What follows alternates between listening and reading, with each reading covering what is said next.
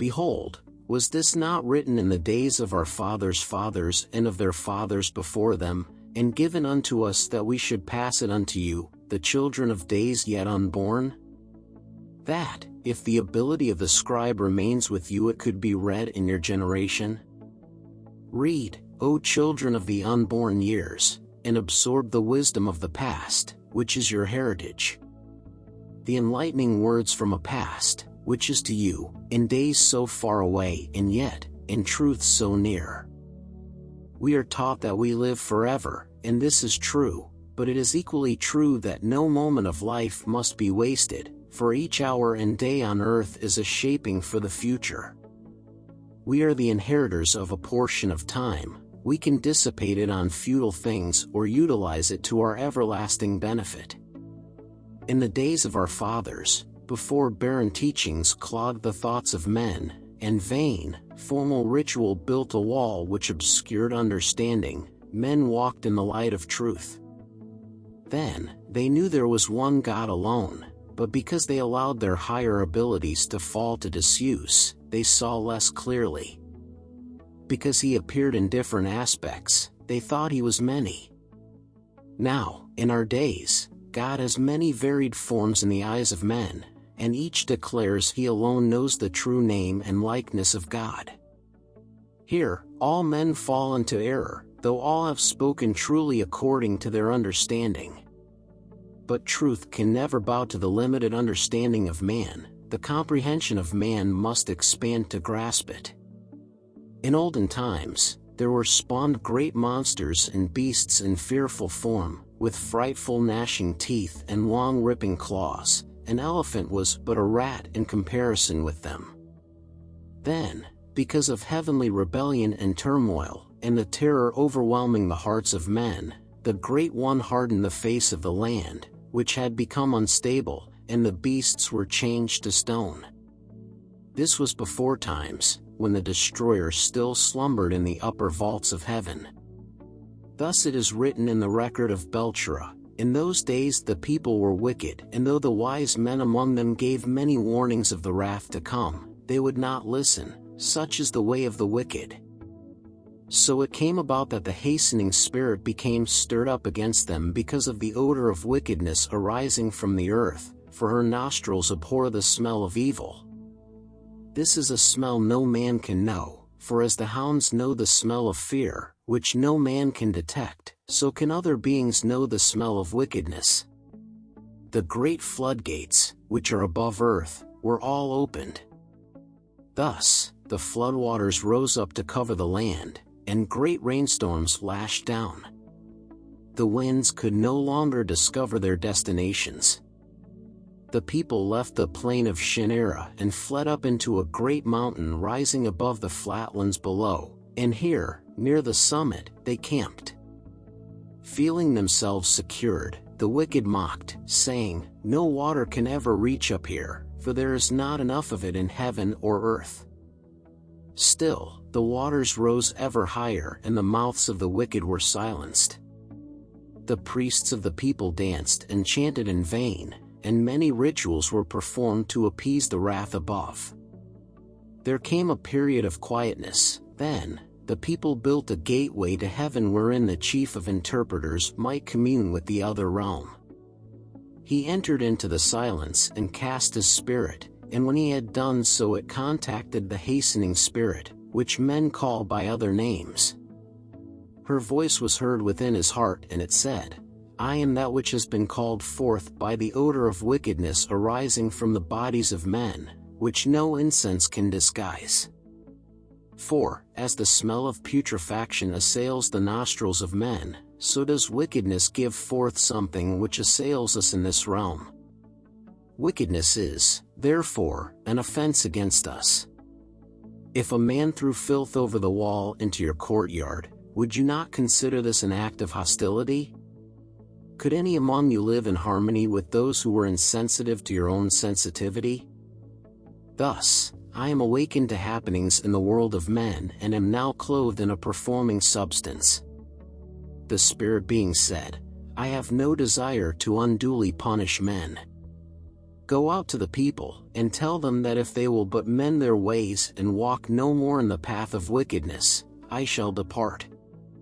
But when the chief of interpreters returned to the people, he found them fearful and distraught, clay in the hands of false priests, devotees of the baleful gods.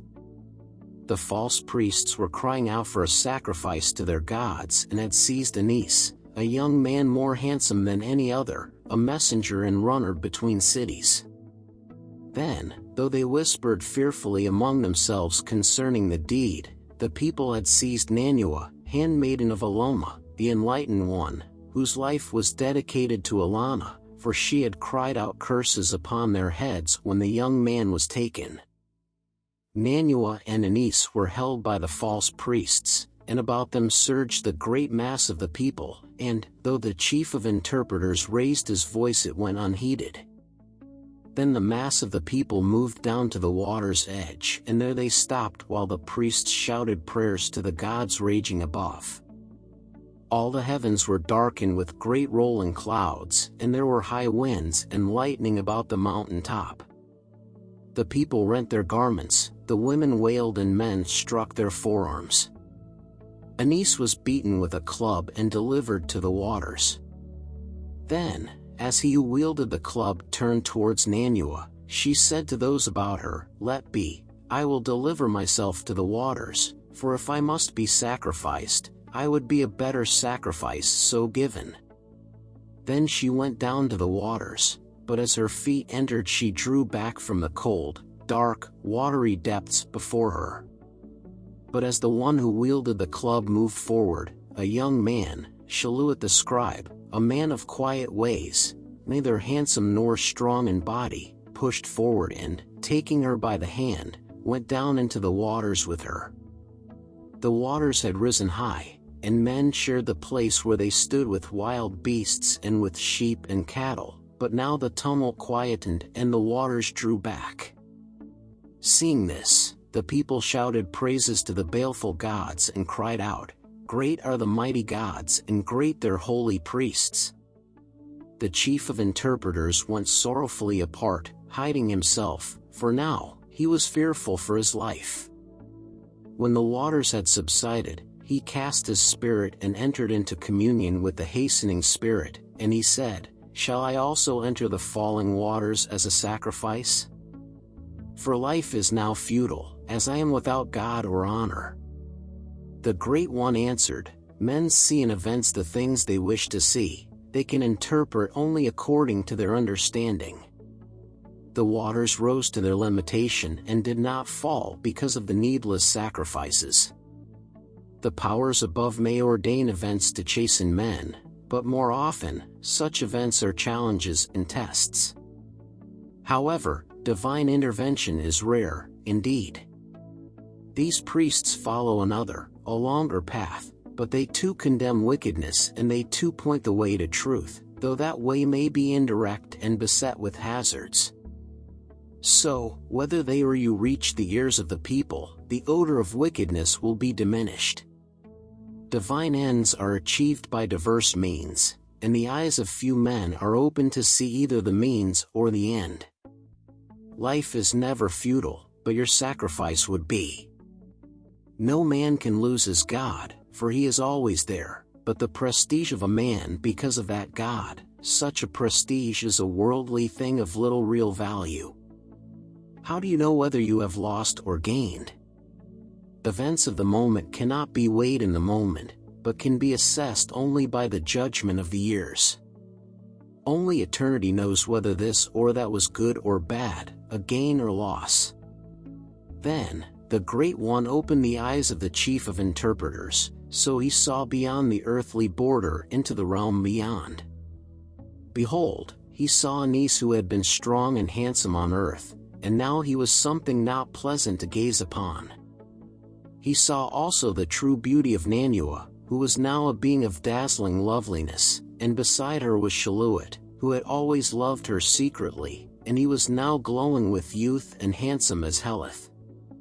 The chief of the interpreters then understood that evil could be transmuted into good, and that men had little knowledge of the true nature of things.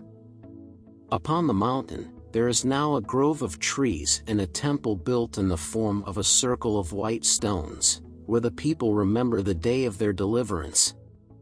But what they recall and what happened are not the same, nor is the cause in their minds the true cause. They say, "We are the children of Atuma who saved us." Many who have gone off into the temple of deliverance say they have seen two shades, one radiantly beautiful and one gloriously handsome, wandering hand in hand through the trees or sitting in the sunlit glades. All about is now a place of peace. Men walk under the shadow of dread, and fear of unknown powers fills their hearts. They have fashioned images in the likeness of the things which frighten them in the gloom of their ignorance, and they spurn the real for the unreal. Did they see more clearly, they would know that the things they fear are but gentle and sturdy hands, which can lead them to fields of contentment.